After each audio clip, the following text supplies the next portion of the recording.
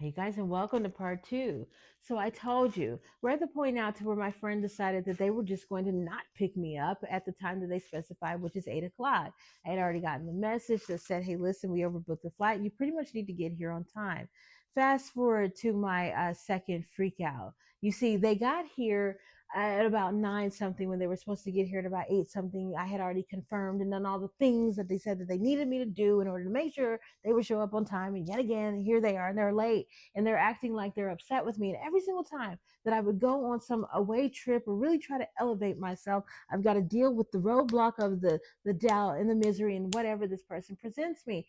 And I've really become saying, do I really need to have to go through this every single time that I want to move forward? And that's a different story for another day, but it is something for me to consciously be aware of. You see, I decided I got to go walk the dog. It's only like a 2 minute long thing. While you're putting this in the car, the rest of the cage, which they insisted on doing, just come down there and get us.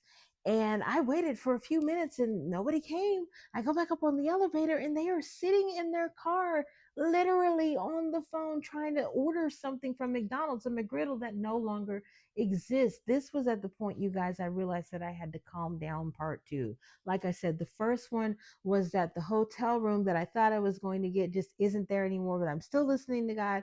We're getting the one room and going forward from there. And now it is the stay calm moment number two. God said I had three, where I'm just elevated and I'm having to tell this person, you need to not do things to incite me. The entire time over to the person's house, my friend's house, where I had to drop my dog off, they were just trying to fill me with doubt. Maybe I shouldn't be going, this and that. And I'm like, you're just really trying to block me. But like I said, it happens every single time that I need to go on a trip, something for me to think about. And I persevered through that. I decided to turn on the music, always turn on church music, and that just kind of diffuses the situation. Long story short, didn't end up getting to the airport till about after 10 o'clock.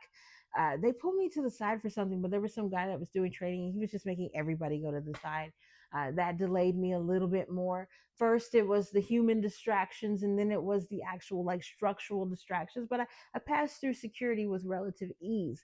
I got to the gate just enough time for them to be calling my name to come to the front. And you guys, that is where I'm going to explain the biggest, you're going to have to remain calm moment of them all. So please, yes, come back with me for part three.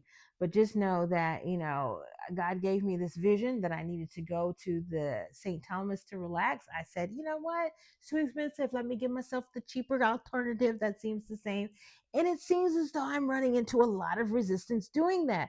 My spirit still says that I need to get there, but I'm just not really attached to getting there like that. Like I said, I didn't even really pack the clothes to go until 5 o'clock this morning, and by the time that I realized that I wasn't getting the room, and now I'm late, and God's telling me, "Hey, listen, got a little bit left to go." I'm sitting at this gate, and they're saying you might not get on this plane, and I'm thinking, okay, let me have a little bit of faith.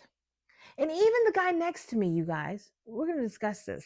The guy next to me, actually, I'm going to wait till part three.